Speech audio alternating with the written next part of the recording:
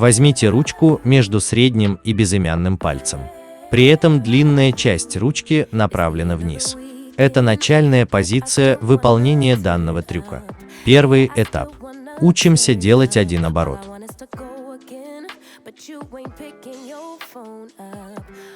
Для того, чтобы ручка сделала оборот, нужно плавно выпрямить безымянный и средний пальцы. Благодаря этому ручка по инерции, заданной пальцами, сделает оборот. Пальцы должны быть расслабленными.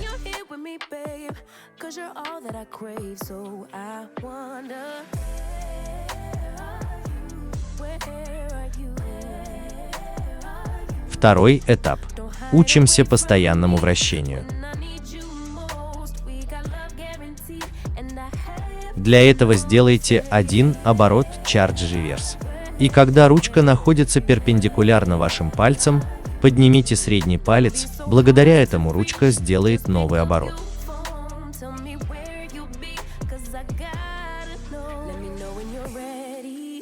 Вот пример, как это работает.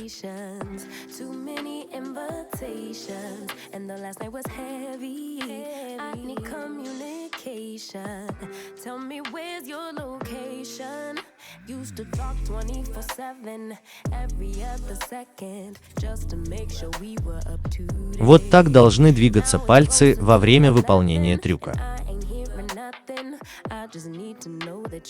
После изучения трюка в слоте 2-3 не забудьте выучить трюк в слоте 1-2, а также в 3-4.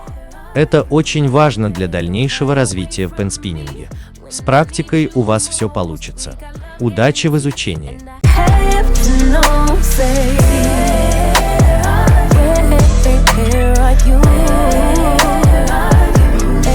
Don't be so hard to reach. Just pick up your phone. Tell me where you be, 'cause I got